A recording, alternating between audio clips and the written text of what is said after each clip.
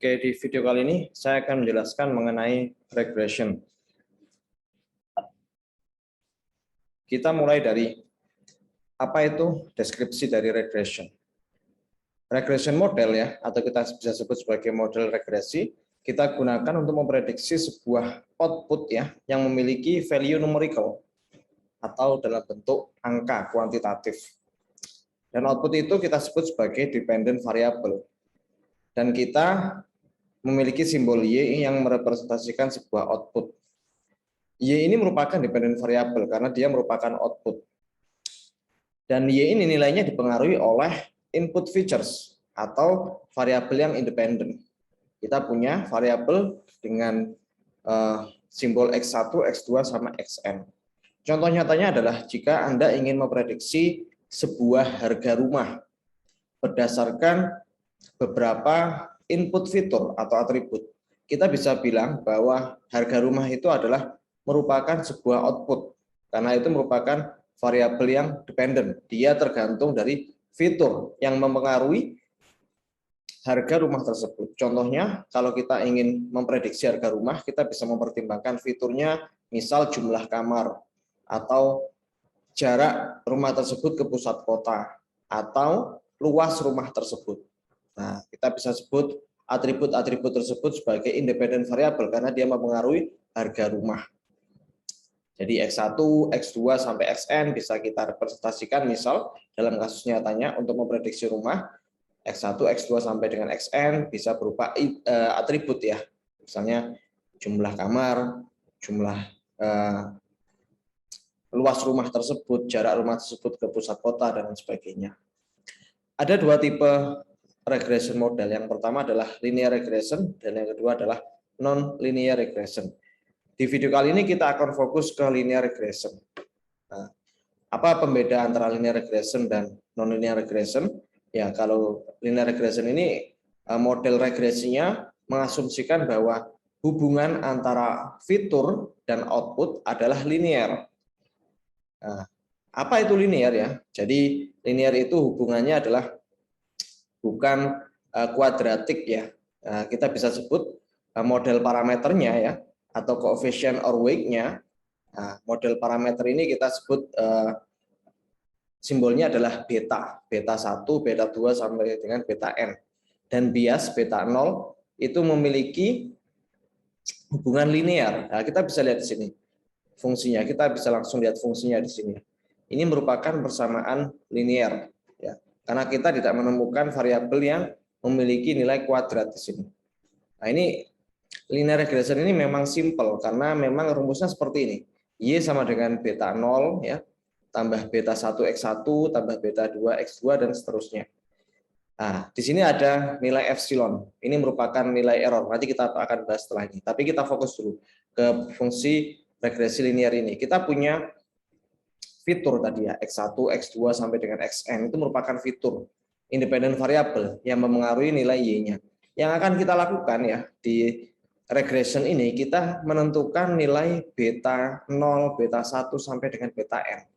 Nah, ini yang penting. Kita harus menentukan nilai yang paling optimal sehingga ketika kita kalikan dengan tiap fiturnya, nilainya sesuai dengan prediksinya, sesuai dengan actual value-nya. Nah, yang harus kita tentukan nanti di regression ini merupakan weight-nya, ya, coefficient or weight, itu merupakan nilai beta 0 sampai dengan beta n. Dan ini nanti kita akan kalikan, kita akan jumlahkan dengan fungsi linear seperti ini, dan akan menghasilkan sebuah nilai Y atau output. Nah, nilai E ini akan kita bahas nanti. Sedangkan yang non-linear regression itu merupakan sebuah model yang relasinya antara fitur ya dan output, jadi antara X1 sampai dengan Xn dengan outputnya dengan Y-nya ya, itu merupakan non-linear ya. Dan juga ya untuk parameternya beta 1 sampai dengan beta n itu juga non-linear. Hubungannya non-linear dengan outputnya. Nah, kalau kita bisa lihat di sini, kita bisa simpulkan juga bahwa kemungkinan nilai beta 1, beta 2 sampai dengan beta n ataupun nilai X1, X2 sampai dengan Xn ini, kalau kita masukkan ke sebuah fungsi non-linear, bisa saja variabel tersebut memiliki fungsi kuadratik. Ya. entah itu X pangkat 2, X pangkat 3, X pangkat N, atau X pangkat minus 1, X pangkat minus 2, dan seterusnya. Karena kalau kita bisa simpulkan bahwa non-linear regression ini fungsinya tidak sesimpel linear regression. Kalau linear regression kita bisa lihat simpel ya, Y sama dengan B0, B1 X1, B2 X2, dan pasti seperti ini. Sedangkan kalau non-linear fungsinya bisa bermacam-macam, bisa kuadratik ya, bisa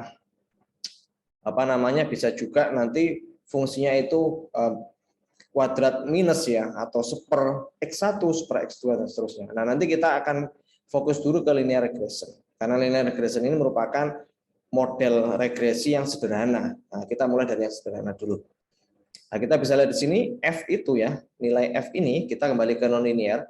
Nilai F ini merupakan sebuah fungsi nonlinear. Simbol F ini merepresentasikan nonlinear function dari beta 1, beta 2 sampai dengan beta n. Ya, sama kalau untuk fungsi nonlinear, kita akan menentukan nilai beta 1 sampai dengan beta n-nya. Dan epsilon ini itu merupakan random error komponen, baik itu untuk yang linear regression maupun nonlinear regression.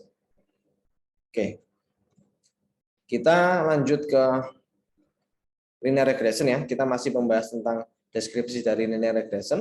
Nah, kita akan memprediksi sebuah output value Y, seperti yang kita tadi diskusikan ya. Y itu merupakan output value-nya.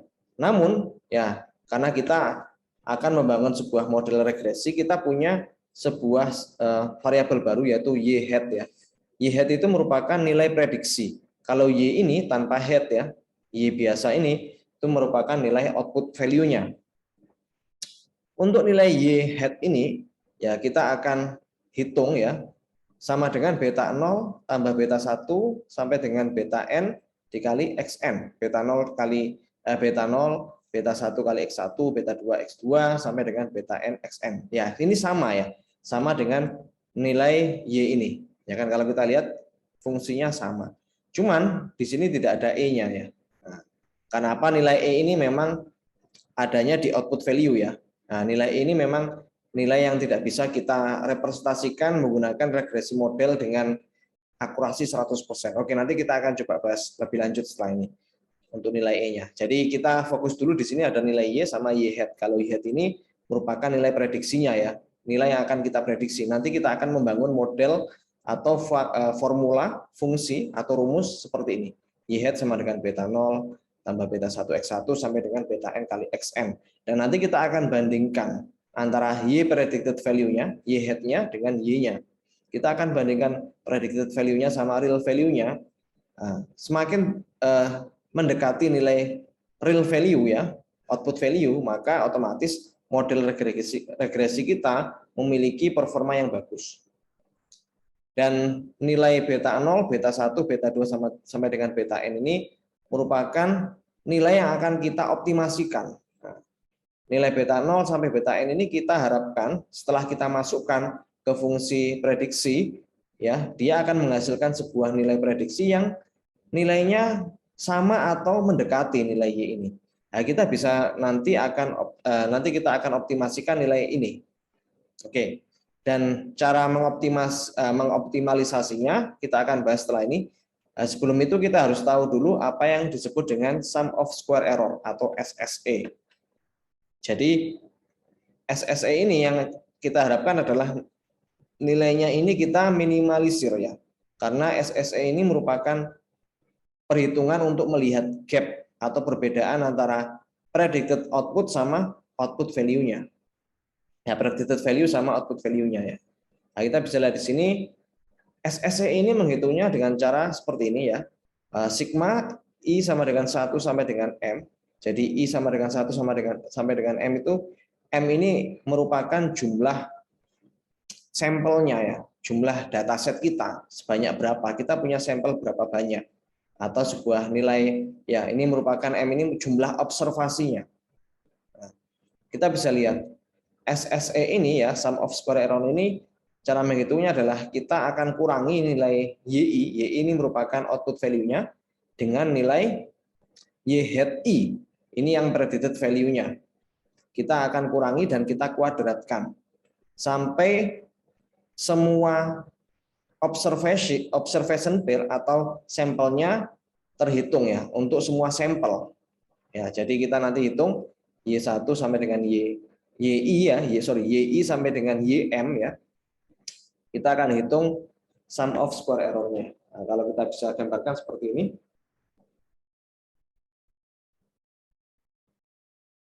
Kita punya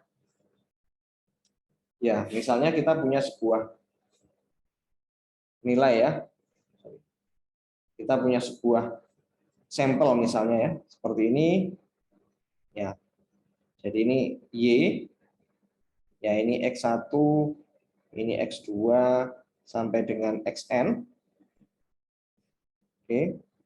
Nah, ini kita punya beberapa sampel di sini. Kita punya nilai sampel di sini. Nah, di sini row-nya ya, itu menunjukkan jumlah sampelnya. Misalnya nih row ke-1, ke-2, ke-3. Nah, ini merupakan M-nya ya. M-nya berarti 3 dia. Nah, nilai Y ini ya, ini output value-nya di sini. Nanti kita akan hitung, kita akan kurangi dengan predicted value-nya. Ini merupakan fiturnya ya. Oke, dan ini nanti kita akan jumlahkan, kita punya nilai yang namanya sum of square error. Nah, kita ingin sum of square error ini nilainya minimal ya. Kenapa? Kalau semakin minimal, otomatis gap antara Y head-nya dengan Y-nya ini akan semakin kecil, semakin mendekati output value-nya. Nah, kalau kita bisa jabarkan lagi, kita punya fungsi seperti ini ya. Kita punya fungsi ini. Nah, jadi sama ini ya. Ini merupakan penjabaran dari fungsi yang di atas ini. Kita punya YI, output value-nya, dikurangi dengan ini merupakan fungsi dari Y hat I, predicted value-nya. Nah, beta 0 ditambah beta 1 X1I dan seterusnya. Nah, nanti kita akan optimalisasi. Kita akan menentukan nilai beta 1, beta 0 ya, beta 2 sampai dengan beta N ini yang paling optimal yang berapa. Seperti itu. Oke, sini Anda sudah mengetahui apa itu sum of square error ya. Jadi kita punya nilai SSE ini yang akan kita minimalkan ya nilainya. Nah, rumusnya seperti ini. Nah, kita lanjut dulu. Oke, ini merupakan grafik koordinat untuk fungsi regresi linear ya. Nah, kita bisa lihat di sini garis biru ini itu merupakan fungsi linear ya, regresi linear dengan persamaan YI sama dengan beta 0 tambah dengan beta 1 X1 ditambah dengan epsilon I. Ini merupakan errornya. Nah, kita mengharapkan ya fungsi ini nantinya memiliki nilai error yang minimal ya. Jadi YI ini merupakan nilai observed value-nya. Nah, jadi ini YI-nya. Ini bisa kita hitung dengan persamaan sebagai berikut. Beta 0 tambah beta 1 X1 tambah dengan epsilon I ya. Nah, yang nanti kita akan atur ya, yang akan kita konfigurasikan adalah nilai beta 0 sama beta 1-nya. X1-nya ini merupakan independent value-nya. Nah, ini contohnya ya, ini memang fungsi ini persamaan ini dipengaruhi, nilai Y ini dipengaruhi oleh satu input ya, satu independent value. Misalnya ya, kalau contoh analogi di studi kasus nyatanya, misal jumlah pengeluaran tiap bulan itu dipengaruhi oleh jumlah kendaraan yang dimiliki misalnya, atau jumlah pembayaran pajak yang dikeluarkan tiap tahun itu tergantung dengan jumlah kendaraan yang dimiliki. Jadi jumlah pengeluaran misalnya hanya dipengaruhi oleh satu independen variabel, yaitu tadi jumlah kendaraan misalnya. Contohnya seperti itu, karena ini memang contohnya adalah kita hanya memiliki satu fitur ya, X-nya cuma satu. Walaupun di kasus nyatanya ya, seperti yang saya bilang ya, pengeluaran tiap bulan dipengaruhi oleh bukan hanya jumlah mobil sih sebenarnya, jumlah anak ya, jumlah rumah ya, jumlah kendaraan ya, bukan cuma satu saja yang dipengaruhi. Atau tadi contohnya misalnya tadi harga sebuah rumah dipengaruhi oleh banyak atribut ya, jumlah kamar, luas rumah, jarak rumah dengan pusat kota, dan sebagainya. Tapi di grafik koordinat ini kita hanya contohkan, kita hanya memiliki satu independen variabel saja, yaitu X ya. Jadi agar lebih mudah menggambarkannya, kalau kita punya banyak variabel ya, kita punya banyak input, nanti grafiknya menjadi 3 dimensi ya, bukan 2 dimensi lagi. Nah, ini hanya untuk contoh saja. Oke, jadi ini merupakan fungsi yang akan kita buat ya, garis linear yang akan kita buat persamaannya. Dan kita memang mengharapkan ini misalnya ini ada observe value-nya ya, ini observe value-nya. Nah, nanti kita akan membentuk sebuah garis linear yang mana garis linear ini memang memiliki nilai error yang minimum. Ya, kalau kita lihat di sini memang masih ada gap-nya di sini ya. Kita masih punya gap di sini cukup tinggi ya. Di sini juga ya. Dan di sini ya. Ini sama ini. Ya, memang tidak bisa 100% fit ya di garis ini. Ya, tidak bisa 100% fit. Karena memang kasus nyatanya untuk permasalahan linear regression ini dia memang punya error di sini ya. Ya, kecuali nanti kalau kita menggunakan persamaan nonlinear ya. Garisnya bukan nanti grafiknya bukan garis lurus gini, bisa seperti ini nanti. Kalau kita menggunakan persamaan nonlinear. Tapi ini kita fokus ke persamaan linear dulu.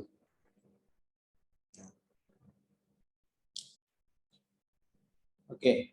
Kita masuk ke least square method. Jadi least square method ini kita gunakan untuk meminimalisir ya nilai sum of square error. Kita gunakan untuk meminimalisir nilai sum of square error. Oke, jadi least square method ini ya rumusnya kita kembali lagi ke rumus SSE ya. SSE ini merupakan sum of square error.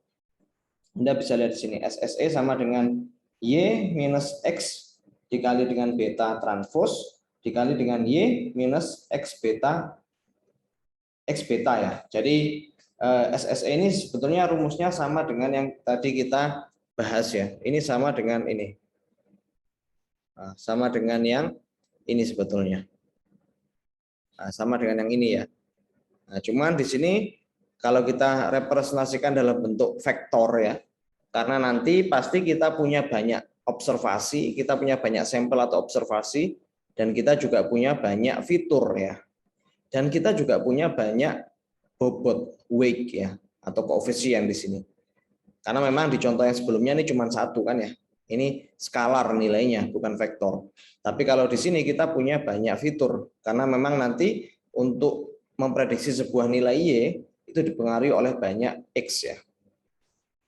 Di mana Y ini merupakan Y1, Y2 sampai dengan YM transpose. Jadi Y ini merupakan output value-nya ya sebanyak M, sebanyak observasinya. Dan X ini merupakan ya nilai yang terdiri dari 1, X1, X2 sampai dengan Xn. Nah, mengapa di sini ada 1 ya? Nah, karena nanti kita akan kalikan X ini dengan beta. Beta ini nilainya beta 0, beta 1, beta 2, beta n. Nah, kenapa kok ada satunya? Nah, misalnya seperti ini. Kita nanti kalikan, karena X ini vektor ya. X ini merupakan vektor. Kalau kita gambarkan, Anda mungkin ingat di mata kuliah linear algebra, kita punya sebuah vektor di sini misalnya. Nilainya 1, X1, X2, anggap saja n-nya ada 3 sampai dengan X3. Kita kalikan dengan beta. Ini merupakan X ya. Ini X. Nah, kita kalikan dengan beta. Betanya seperti ini. Nah, tapi di sini ada transpose-nya. Kalau kita transposkan sebuah vektor atau matriks, berarti otomatis yang semula kolom akan menjadi baris, yang semula baris akan menjadi kolom. Jadi kita kalikan seperti ini. Tadi kita transposkan. Jadi di sini saya tuliskan B0, beta 0, beta 1, beta 2, sama beta 3. Oke. Nah, kita kalikan. Ini merupakan beta ya. Beta yang sudah ditranspos.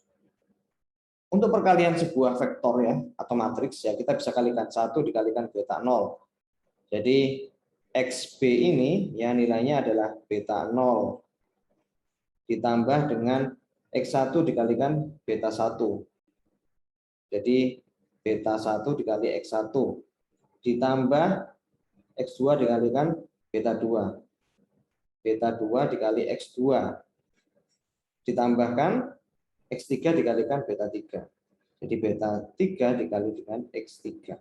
Ini merupakan XB ini merupakan predicted value-nya atau Y hat-nya.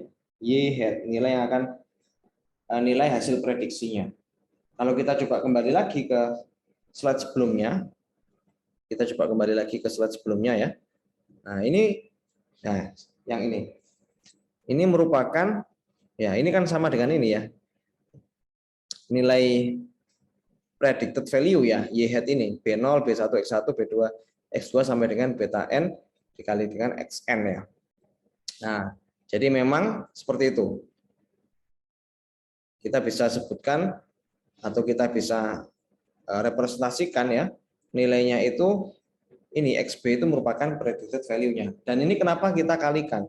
Y minus XB transpose ya, dikali dengan Y minus X beta. Karena sum of square error ini itu merupakan nilai kuadratik ya. Ini kita kuadratkan Y1 dengan Y hat I ya, YI dikurangi dengan Y hat I. Kita kuadratkan. Nah, karena dikuadratkan ya kita kalikan. Ini karena kan nilainya ini vektor ya, vektor dengan vektor. Berarti salah satunya harus kita transfuskan.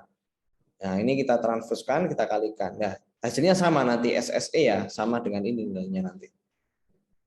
Oke. Jadi Anda nggak perlu bingung di sini. Oke. Nah, least square method ini kita gunakan untuk meminimalisir ya nilai sum of square error ini. Nah, kita ingin nilai ini ya, nilai SSE-nya itu adalah minimal. Dengan cara kita akan mengkonfigurasikan nilai betanya, karena beta ini yang pekerjaan kita, pekerjaan model regresi untuk menentukan berapa nilai beta yang nanti waktu kita kalikan dengan X-nya itu bakalan output Y-nya nilainya minimal. Output Y-nya itu predicted value Y hat-nya hampir sama dengan nilai actual-nya atau Y-nya. Nah, kalau seperti itu kita butuh yang namanya partial derivatif ya.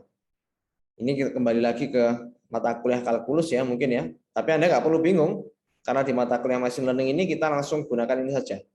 Nah, jadi dari rumus ini, rumus partial derivatif ya, karena kita ingin meminimalisirkan nilai sum of square error berdasarkan nilai beta. Nah, kalau ingin meminimalisirkan nilai sum of square error berdasarkan beta, kita bisa langsung menggunakan rumus ini. Ini kita sebut sebagai least of square method. Jadi kita hitung saja nilai betanya itu ya, kita nanti dapatkan nanti betanya di dalam bentuk itu ya, dalam bentuk vektor juga karena kita anggapannya kita punya independen variabel yang lebih dari satu. Nah, beta ini sama dengan X transpose dikalikan dengan X diinverskan dikalikan dengan X transpose dikalikan dengan Y. Nanti akan ketemu nilai beta yang akan memiliki nilai predicted value yang hampir sama dengan nilai Y. Nah, jadi kita akan menggunakan least square method untuk menilai ya seberapa kita akan menggunakan least square method itu untuk menentukan nilai beta yang memiliki error yang paling minimal nanti jika kita kalikan dengan fungsi regresi untuk memprediksi. Oke, kita lanjut ke linear regression evaluation. Selain menggunakan sum of square error, kita memiliki fungsi evaluasi yang lain, yaitu yang pertama adalah MSE atau mean square error. Rumusnya adalah mudah saja, kita tinggal membagi sum of square error dengan jumlah observasinya. Atau kalau kita detailkan adalah seperti ini. Kita menghitung error dari tiap observasi, kita kuadratkan, ya. Setelah itu kita jumlahkan dan kita bagi dengan M. Perhitungan yang lain adalah coefficient of determination atau R square ya, R square. Rumusnya adalah SSR dibagi dengan SST. Apa itu SSR? SSR ini merupakan sum of square regression, sedangkan SST ini adalah sum of square total. Nah, rumusnya adalah kalau untuk SSR ini sama dengan MSI ya, sama dengan SSE. Nah, bedanya adalah di sini. Kalau rumusnya adalah yang kita kurangi, yaitu adalah Y predik dikurangi dengan Y min. Ini merupakan nilai rata-rata dari output value. Nah, kita kurangi dengan ini sebagai pengurang dari nilai predicted value-nya dan kita kuadratkan. Setelah itu kita jumlahkan. Sedangkan untuk SST atau sum of square total itu merupakan pengurangan antara output value dengan rata-rata nilai output value-nya atau Y min. Jadi sebetulnya apa sih arti dari SSR sama SST ini?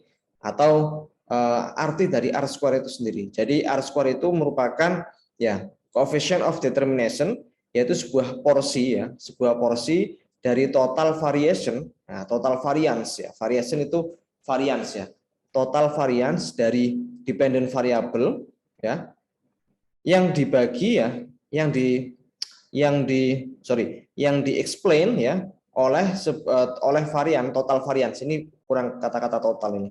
Total variance di independent variable. Artinya adalah kita akan mencari porsi ya. Porsi dari dari SST itu ya.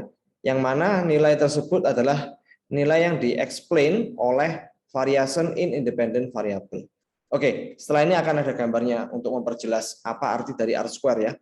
Anda cukup mengetahui ada sebuah rumus seperti ini dan nilai R square ini nilainya adalah 0 sampai dengan 1. Semakin mendekati 1, maka model linear regression yang kita buat semakin bagus ya, karena nilainya semakin dekat dengan output value-nya. Oke, grafiknya seperti ini ya. Nah, kita punya nilai sum of square total ya, itu nilainya sekian. Jadi dia merupakan jarak ya, jarak antara output value dengan nilai rata-ratanya. Nah, ini nilai min-nya. Ini min ya. Nilai rata-rata dari output value. Oke ya, output value dari sejumlah observasi. Nah, kita punya sum of square total, sedangkan yang sudah kita hitung sebelumnya itu merupakan sum of square error, yaitu gap ya, error antara output value dengan predicted value-nya. Sedangkan sum of square regression itu merupakan jarak atau gap antara predicted value dengan min, rata-rata dari output value. Nah, kalau kita hitung dari rumus R square itu merupakan SSR dibagi dengan SST. Jadi dia mencari porsi dari area di sini ya. Itu merupakan sum of square regression. Kalau kita coba lihat artinya di sini, yaitu the portion ya, the portion of the total variation ya, the portion dari total variation ini merupakan total variation-nya. Jadi jangan bingung, variation itu merupakan variance ya. Anda tahu untuk mencari nilai variance adalah ya seperti ini, nilai dari sebuah value dikurangi dengan nilai min-nya, nilai rata-rata dari sejumlah kumpulan value ya.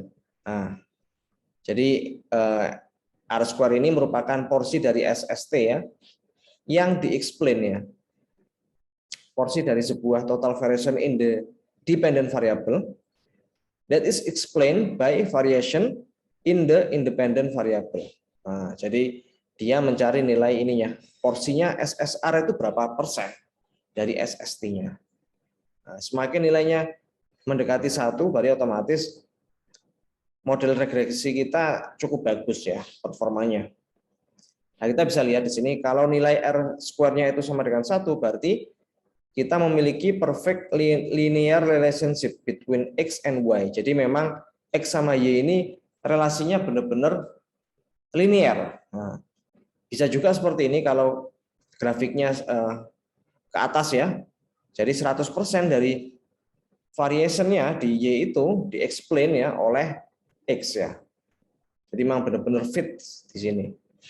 Bagaimana kalau tidak fit ya? Kalau kita lihat di sini memang persebaran data dari output value-nya tidak se-fit ini ya.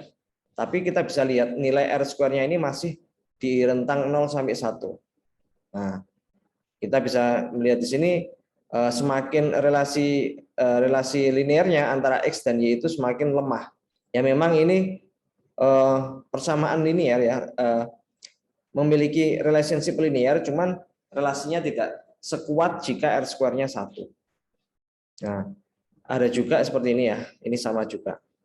Ya, beberapa dari variation dari Y itu tidak di-explain oleh variation di X. Jadi artinya memang ada beberapa nilai X yang tidak bisa merepresentasikan ya, tidak memiliki relasi linear dengan output value-nya. Ya kita mengharapkan jika kita memiliki model regresi yang bagus ya, kalau kita punya permasalahan yang memang benar-benar bisa diselesaikan oleh model regresi ya, regresi linear, semua input value ya, semua independen variabel itu memang benar-benar berpengaruh terhadap output value-nya. Ya, dia memiliki relasi linear ya, berpengaruh dan memiliki relasi linear. Oke. Jika nilai R square-nya itu sama dengan 0 ya, jadi tidak ada relasi linear antara X sama Y. Jadi X sama Y memang berpengaruh tapi tidak punya relasi linear. Jadi nilai persebarannya seperti ini. Nah, kalau seperti ini, kita hanya bisa menyelesaikannya menggunakan persamaan non-linear. Nah, nanti kita juga akan bahas di pertemuan berikutnya. Tapi di sini kita coba fokus dulu di permasalahan linear. Ya. Oke. Kita masuk ke implementasi ya. Kita akan membuat sebuah persamaan linear ya, menggunakan NumPy seperti ini ya. Kita nanti akan membentuk sebuah grafik menggunakan matplotlib yang mana kita akan memiliki sekitar 40 ya, 40 data observasi. Kita bisa lihat di sini. Ini memang tidak benar-benar linear ya. Dalam artian nilai R square-nya pasti tidak sama dengan 1, tapi masih dalam rentang 0 sampai 1. Dan kita bisa lihat di sini memang persebaran datanya gini ya, memang agak menyebar tapi dia masih mengikuti model dari regresi linear ya. Oke. Kita coba langsung saja di Python ya. Oke.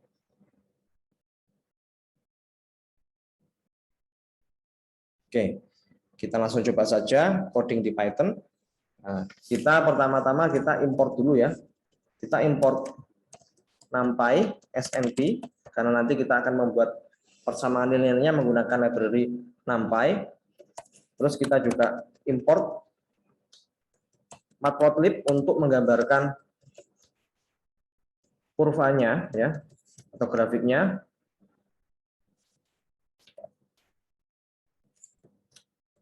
Oke. Setelah itu kita coba generate nilai X sama Y-nya menggunakan sebuah persamaan linear. Nah, kita generate X and Y di sini ya. Nah, kita coba membuat sebuah variabel random ya. X ini akan menampung 40 data observasi yang nilainya random. Oke, kita coba lihat dulu. Kita menggunakan np numpy.range 40 itu merupakan jumlah nilai observasinya yang akan kita buat ya nilainya. Oke, setelah itu kita reset dulu. -1,1. Oke, kita coba print dulu. Apa isi dari nilai X ya.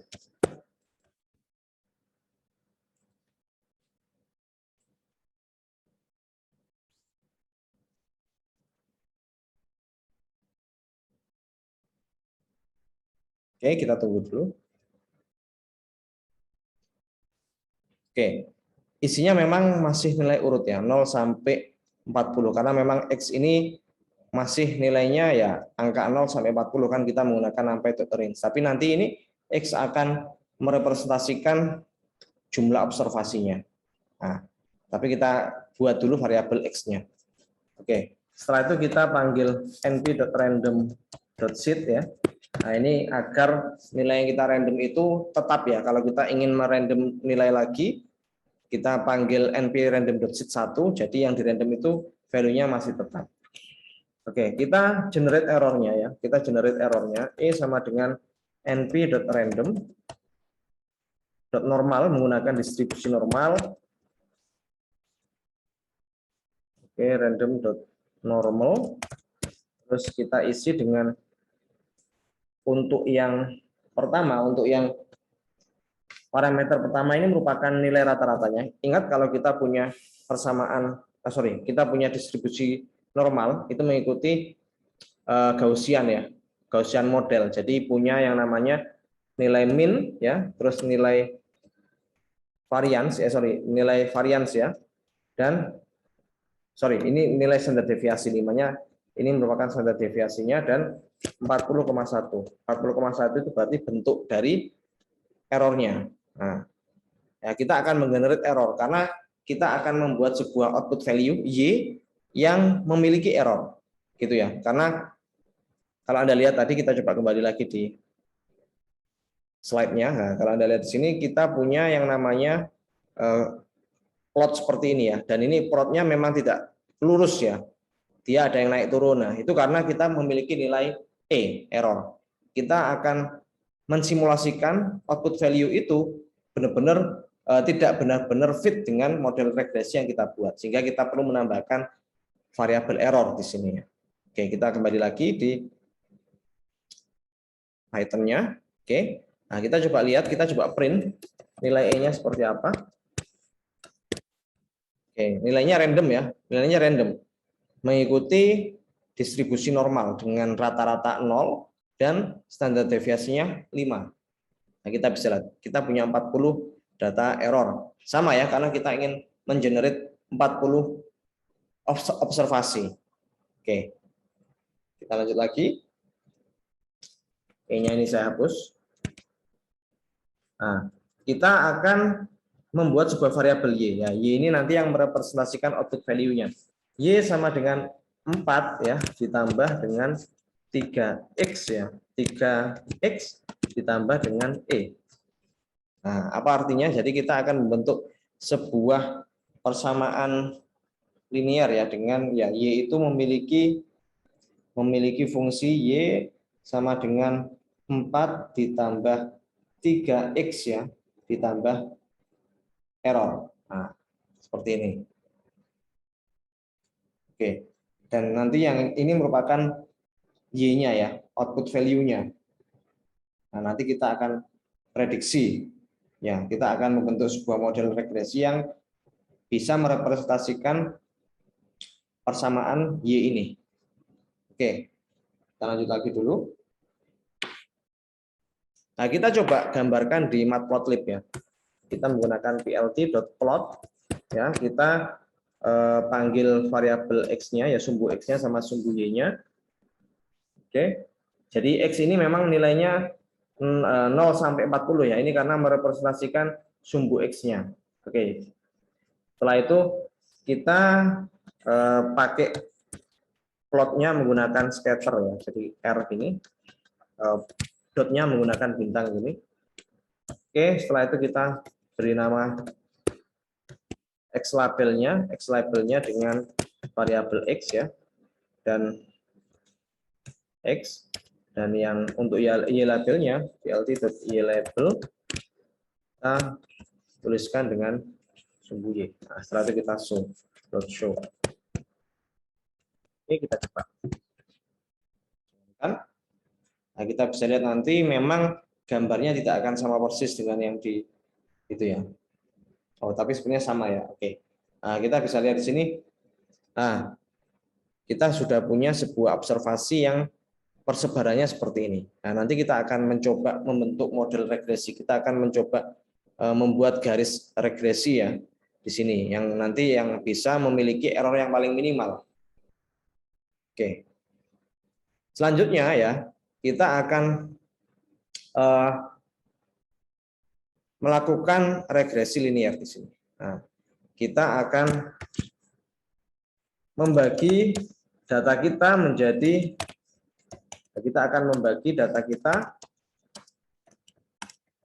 menjadi data training sama data testing. Karena untuk regresi linear ini merupakan supervised learning. Kita butuh membagi data kita menjadi dua bagian, yaitu data untuk training dan data untuk testing. Nah, saya tinggal panggil saja library dari scikit-learn. Saya menggunakan model selection. Ini merupakan library yang kita gunakan untuk membagi data kita menjadi dua bagian, yaitu training sama testing. Ya, kita nggak perlu secara manual membagi data kita. Nah, kita bisa langsung menggunakan library dari scikit-learn. Kita import ya, train, test, split. Nah, ini merupakan fungsi yang akan kita gunakan, train, test, split, untuk membagi data kita menjadi dua bagian, yaitu data training sama data testing. Setelah itu kita juga perlu menambahkan library dari scikit-learn.matrix. Ini kita gunakan untuk menghitung performance-nya ya, yaitu yang nanti kita akan coba hitung adalah mean square error-nya, MSI dulu aja. Nah, kita import mean square error-nya. Oke. Nah, setelah itu kita membagi datanya menjadi dua bagian. Pertama kita coba bikin variabel xtrain, yaitu xtrain ini merupakan data trainingnya untuk x-nya, untuk independent variabelnya. Sedangkan xtest ya, itu untuk data independen ya, untuk yang testing, untuk dataset yang testingnya. Jadi saya coba tuliskan dulu. Kita punya ytrain juga sama ytest ya, seperti ini. Nah, xtrain, xtest, ytrain, ytest, karena kita akan membagi data kita menjadi dua bagian. Baik training maupun testing memiliki dua variabel x. Memiliki satu variabel x dan satu variabel y. Nah, ini kita panggil fungsi dari train, test, split ya. Seperti ini. Nah, di dalam parameternya ini kita tambahkan data yang mau kita bagi. Kita tadi sudah punya data x sama y, terus test size-nya kita tentukan 0,4. Berarti kita akan membagi data kita menjadi dua bagian. Satu bagian untuk testing sebesar 40%, sisanya 60% untuk training. Nah, untuk random state-nya ini kita gunakan satu saja. Nah, random state ini kalau nanti kita ingin data training itu bisa persebarannya masih tetap ya, kalau kita nanti mau membuat xtrain, xtest, ytrain, ytest lagi ya, agar nilainya tetap dengan apa yang sudah kita generate sebelumnya ya, kita kasih tanda satu. Nanti kalau kita mau pengen mengenerate data training sama testing lagi, membagi lagi dengan distribusi yang sama, kita panggil random state-nya sama dengan satu. Sama kayak sheet tadi ya. Oke, jadi di sini kita punya variabel xtrain ya, sama variabel xtest ya. Ada xtrain sama ytrain, dan kita juga punya xtest sama ytest. Nah, xtest sama ytest ini untuk data testing ya. Kita kan sebelumnya punya data x sama data y ya. Ini merupakan data kita secara keseluruhan ya. Nah, kita bagi menjadi yang 0,4 ini untuk testing, 0,6 untuk training. Otomatis testing sama training ini ya testing sama training ini dia punya distribusi ya, dia punya X ya. Ini untuk X test sama Y test ya. Sedangkan ini punya X train dan Y train. Kita akan membentuk model regresi kita berdasarkan data training ya. Nah, nanti data yang akan kita coba trainingkan ke model kita menggunakan yang 0,6% ini.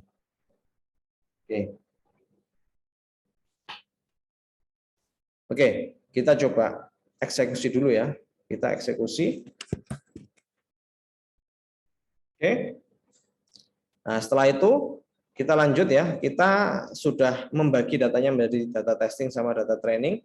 Selanjutnya kita akan menghitung ya. Kita akan membentuk model regresinya. Yang kita tentukan adalah nilai itunya ya, nilai beta 0 sama beta 1.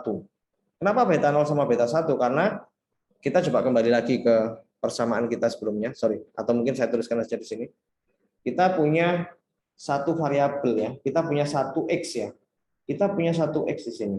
Anggap saja kita punya satu independen variabel untuk menentukan output value y.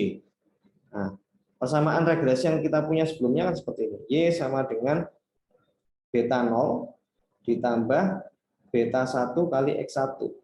Beta 0 ya, beta 1 sama X1. X-nya kan cuma 1 di sini. Gitu kan ya. Nah, nanti kita akan tentukan ini kan Y ini ya. Y predicted-nya ya. Kita tentukan nilai B0-nya, beta 0-nya sama beta 1-nya. Oke. Kita tentukan ini tadi Y hat predicted value-nya. Kita nanti tentukan beta 0 sama beta 1-nya. Oke ya. Nah, kita coba lanjut aja dulu. Kita coba ya, ini untuk mengestimate betanya ya. Estimate beta seperti ini. Saya akan membuat sebuah variabel dengan nama X. Nah, ini kita tambahkan fungsi seperti ini, np.concatenate. Oke, nanti saya akan jelaskan. Nah, di dalamnya ini ada np.once. Oke, nanti saya jelaskan. Yang ekstrimnya ini, yang dalamnya np.once ini dia punya parameter extrain ya, extrain.shape. Oke, nanti kita coba lihat dot extrain ya, koma extrain, koma aksis sama dengan 1. Oke. Nah, kita coba print dulu ya. Apa itu X ya? Coba print dulu. Oke, bentar ada yang error di sini. Extrain np concatenate np.once extrain .shape ya, extrain.shape koma extrain. Oke, ini kurang dalam kurung ya. Oke. Bentar saya coba cek dulu. Oh, ini kurang dalam kurung juga di sini. Nah, kenapa ada satunya? Ini coba kita kembali lagi ke slide ya, sebentar. Kita coba lihat di slide dulu. Nah, tadi sudah saya jelaskan bahwa nilai X itu ya, nilai X itu memiliki angka 1 di sini. Nah, nilai X ini punya angka 1 di depannya. Tapi di sini kita punya banyak independen variabel, kita punya banyak fitur di sini. Sedangkan di contoh yang kita coding tadi hanya memiliki 1 fitur saja. Nah, oke, kita coba kembali lagi di slide di codingan Python-nya. Nah, Anda bisa lihat di sini. Dia hanya memiliki 1 X ya di sini. Nah, jadi kita punya sekitar 40 ini. Ini kita punya 40 observasi di sini. Semuanya ada 40 kan? Kita tadi punya 40 observasi. Nah, memang dari tiap variabel itu kita harus tambahkan 1 di sini agar nanti kalau kita kalikan dengan betanya ya, karena nanti kan seperti ini ya. Untuk X itu vektornya kan 1,x1, sedangkan beta vektornya beta 0, beta 1. Seperti ini. Vektornya seperti ini. Nah, nanti kita kalikan.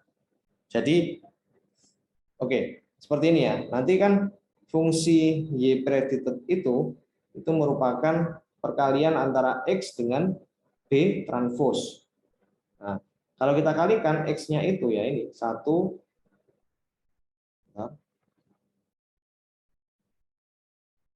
Nah, kita coba gambarkan 1,x1 dikalikan dengan beta 0 dan beta 1.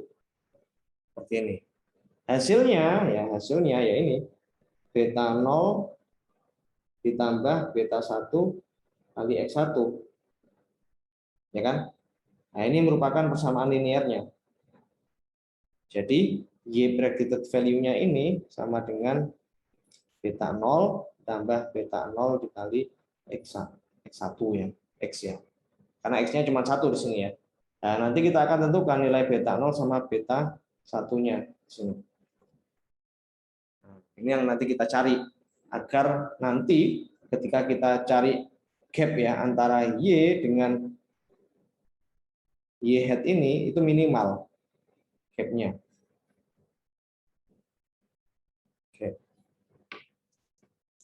Oke, kita coba lanjut dulu. Tadi kita sudah membentuk nilai X-nya ya. X-nya kita tambahkan 1 di depannya ya. Nah, kita tambahkan 1 di depannya.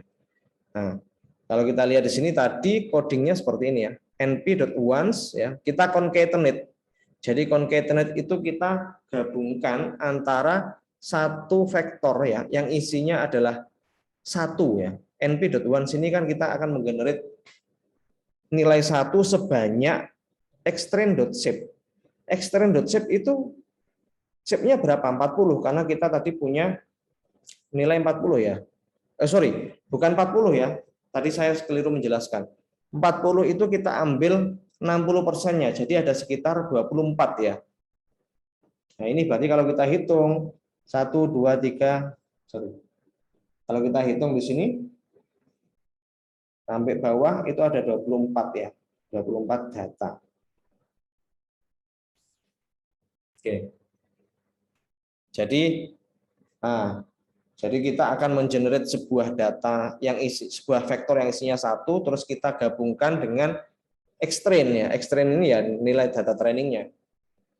Kita concatenate. Setelah itu kita tambahkan aksi sama dengan 1 ya, agar nanti kalau aksi sama dengan 1 itu yang kita concatenate kan by kolomnya. Nah, kita kan punya seperti ini ya. np.once tadi kan nilainya gini. 1 1 1 1 1 1 1 sedangkan extrain ini extrainnya kan berarti sesuai dengan ini 4 14 10 dan seterusnya kan ya.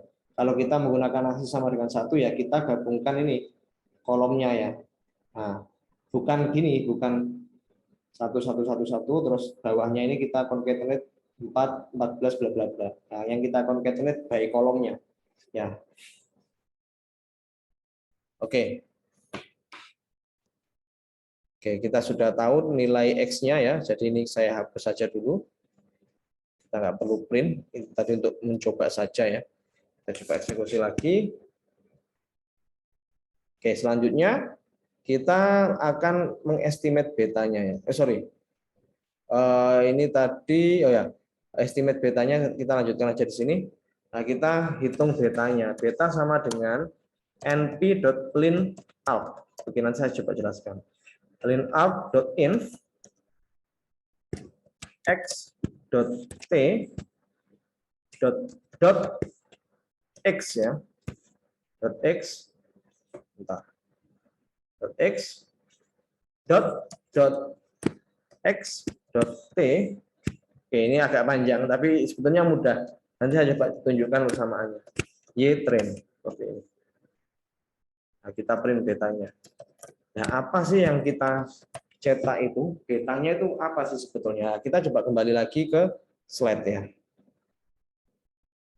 Nah, di sini Anda bisa lihat kita punya rumus least square error. Nah, kalau Anda ingat tadi kita punya rumus least square error ya. Nah, least square method ya. Nah, estimatornya ini tadi yang kita tuliskan tadi itu merupakan ini. Kita kan ingin mencari nilai betanya yang paling optimal untuk meminimalisir error. Gitu kan? Nah, ini nilainya kan XT, X transpose dikali dengan X diinversekan, dikali dengan X transpose dikali dengan Y. Nah, kalau kita coba lihat ya, di codingan kita.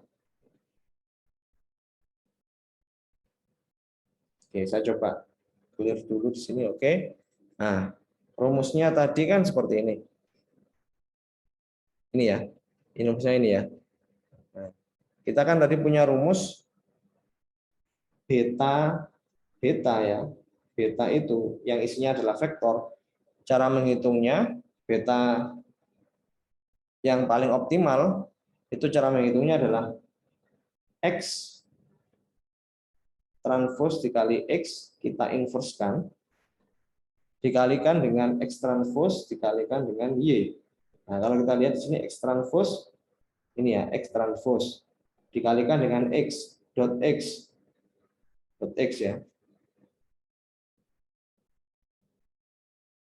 Oke, terus kita kalikan dengan dot X, terus setelah itu diinverskan kan ya, ini kita inverskan tadi menggunakan lin out.inv.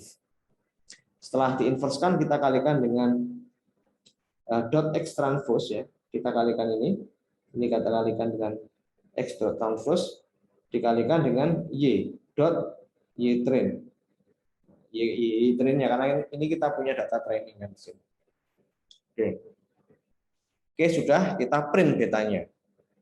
Nah, kita coba lihat. Oke, saya eksekusi. Kita punya nilai seperti ini ya. 3,4 itu untuk beta nolnya, sedangkan untuk 3,0 sekian itu beta satunya. Nah, jadi nanti rumusnya Y head-nya ini sama dengan 3,499 ditambah dengan 3,03 dikali dengan X ya. Nah, ini tergantung nanti X-nya kita masukkan tiap observasinya. Nah, nanti kita akan coba hitung dengan dataset testingnya. Oke, kita coba lanjut dulu. Oke, saya coba tambahkan informasi di sini bahwa nilai beta 0 sama beta 1 ini, kalau kita bandingkan dengan fungsi Y, ya, itu memang tidak 100% sama antara nilai beta 0 sama beta 1-nya.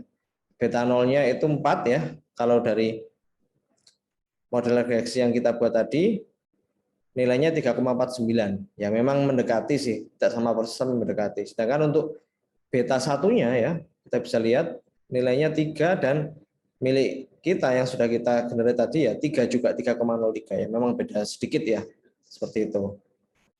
Oke, selanjutnya kita akan memprediksi nilai Y-nya ya. Kita sudah mengestimasi nilai betanya, kita tinggal kalikan dengan tiap data testingnya. Nah, setelah itu nanti kita akan coba hitung mean square error-nya. Nah, oke, jadi ini saya tambahkan predict ya, predict Y. Saya bikin variabel lagi, ini saya copy saja dari sebelumnya. Tinggal mengganti X-nya dengan X-test ya. Ini X-train saya ganti dengan X-test. Dan X-train ini saya ganti dengan X-test juga. Masih sama dengan 1. Oke, sama ya. Kita coba print dulu nilai X-nya. Nah, ini merupakan data testingnya ya. Ini merupakan X testingnya, X test ya. Sama seperti sebelumnya kita tambahkan nilai 1 di depannya agar dia merepresentasikan nilai beta 0-nya. Oke, kita sudah tahu nilai X-nya ini jumlahnya ada ada 16 ya, karena data testing itu proporsinya adalah 40% dari total data. Oke. Setelah itu saya coba membuat sebuah variabel yaitu ypred. Nah, ypred ini merupakan hasil prediksinya. Kita tinggal kalikan saja X itu dengan beta. Seperti ini. Jadi nanti kita punya beta tadi kan nilainya adalah ini ya, ini merupakan betanya. Nah, nanti kita akan kalikan dari tiap observasi ya, untuk nilai testingnya ini, kita kalikan misalnya 1,2 ya, nggak ada komanya, 1,2. Jadi ini vektor ini kita kalikan dengan 3,49 dan 3,03. Ini merupakan nilai betanya ini. Nah, kita kalikan. Nanti hasilnya ya ini ypred ya. Ypred. Nah, kita kalikan aja. Ya, jadi hasilnya ya sekitar 3,49 ditambah 6,06 ya. Bisa dihitung sendiri. Hasilnya berapa? Oke, saya clear dulu. Nah, setelah nanti kita tahu ypred ini, nanti kita akan coba hitung mean square error-nya. Kita membuat sebuah variabel MSE sama dengan mean square error ya. Kita masukkan parameternya yang mau kita bandingkan y-pred dengan y-test ya. Y-test, y-pred seperti ini. Nah, y-test ini tadi sudah kita definisikan di awal tadi ya. Ini kan ya. Y-test ya ini ya. Y-test ya. Ini kan sudah kita definisikan di awal. Jadi ini jawabannya ya. Output value-nya. Nah, kita bandingkan dengan y-pred-nya, y-head-nya. Ini y-head ya. Nah, kita coba print MSE-nya. Begini, MSE sama dengan koma MSE.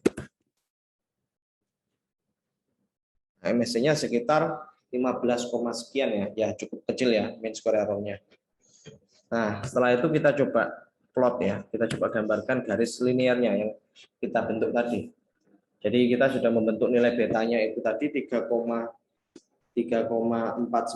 beta 0-nya dan beta 1-nya 3,03. Kita punya persamaan Y sama dengan ya kita punya persamaan ini. Bentar. Kita punya persamaan Y sama dengan Y sama dengan 3,49 ditambah 3,03 X ya.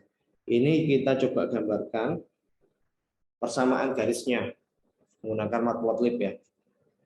Ini dari sini ya. Oke, saya coba klik dulu. Kita panggil plt.plot xtest, y-test ya. Ini merupakan data testingnya ya, data testingnya ini. Nah, ini saya coba gambarkan pakai bintang ya. Plotnya coba di print dulu. Nah, ini merupakan data testingnya sebanyak 16 ya. Nah, kalau mau ya data trainingnya gimana ya? Coba aja di sini. Xtrain sama y-train. Nah, itu ini data trainingnya. Tapi kita yang kita inginkan data testingnya ya. Kita coba masukkan y-testnya di sini. Oke, setelah itu kita coba plot lagi ya. plt.plot parameternya xtest ya, y-pred. Nah, kita coba. Nah, ini. Yang ini xtest sama y-pred ini kita gambarkan garis linearnya. Ini merupakan hasil yang kita dapatkan ya. Nah, ini merupakan garis yang kita dapatkan, yang kita miliki. Model regresi yang kita buat tadi ya. Dengan persamaan Y sama dengan 3,499 ditambah dengan 3,03 dikalikan dengan X ya. Itu nanti kurvanya seperti ini. Oke, setelah itu ini memang nggak ada bintangnya ya. Kalau secara default kalau kita plotting kayak gini kan nanti bentuknya garis lurus ya. Oke, selanjutnya kita kasih label ya. Kita copy aja dari sebelumnya biar nggak terlalu lama. Nah, ini kita show juga ya, ini copy saja.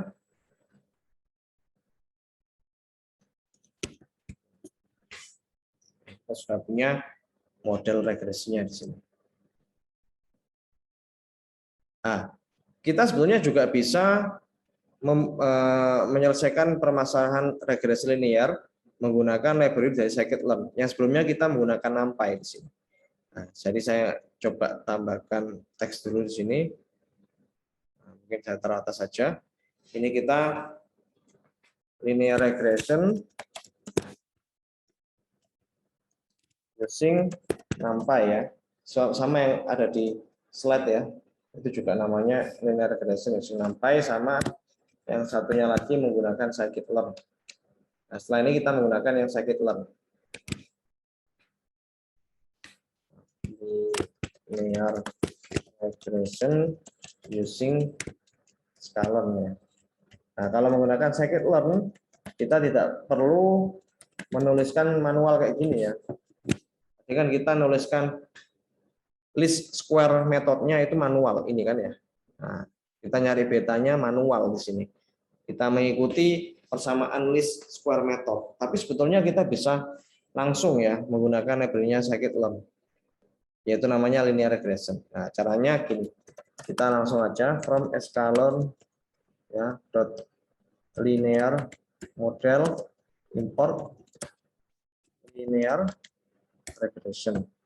Nah, ini untuk proses trainingnya, training atau estimate betanya ya, yang semula tadi kita betanya menggunakan least square method secara manual, kita tuliskan rumusnya pakai transverse sama inverse ya. Nah, ini kita bisa menggunakan library dari scikit-learn. Nah, kita panggil aja, kita bikin sebuah variabel linreg ya, itu sama dengan linear regression. Seperti ini. Kita panggil fungsinya ya, fungsi linear regression ini library-nya. Nah, terus kita variabel linreg ini saya fitkan ya untuk data xtrain sama ytrain. Artinya adalah ini merupakan data training kita, xtrain sama ytrain. Saya mau membentuk beta itu ya dari xtrain sama ytrain.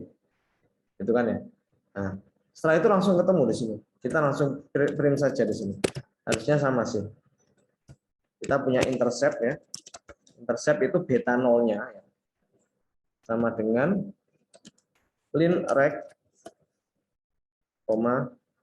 intercept underscore. Nah, setelah itu yang kedua print koefisien. Koefisien itu beta satunya. Koefisien sama dengan linreg dot koefisien. Nah, koefisien. Kita coba print. Nah, intercept sama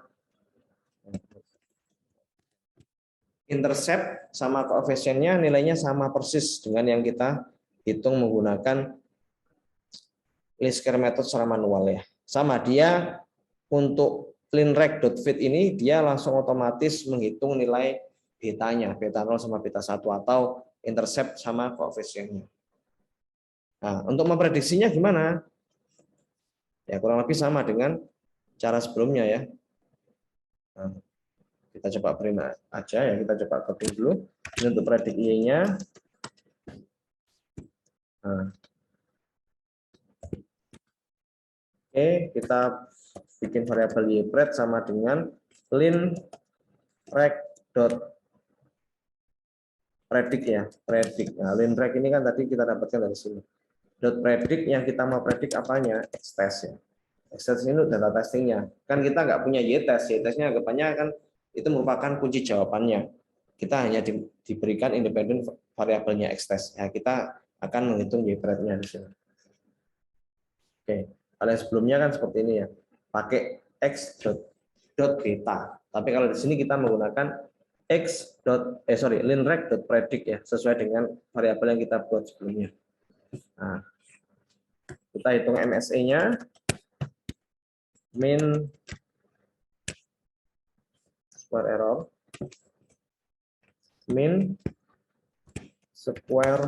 error, kita punya y-test sama ypred ya. Seperti ini. Terus kita coba hitung ininya juga, koefisien ya. Kita hitung R-square-nya juga, sama seperti saya coba share screen lagi di sini. Oke, kita hitung R-square-nya juga ya, karena kita punya dua cara untuk mengevaluasi sebuah model regresi. Yang pertama menggunakan MSE sama coefficient of determination atau R-square. Nah, kita juga bisa hitung ini. Kalau menggunakan cara manual memang agak rumit ya, karena kita harus tuliskan rumusnya manual. Tapi kalau kita menggunakan library-nya scikit-learn itu tinggal pakai saja. Nah, ini kita coba hitung R-square-nya ya. Oke. Nah, kita hitung R-square-nya di sini.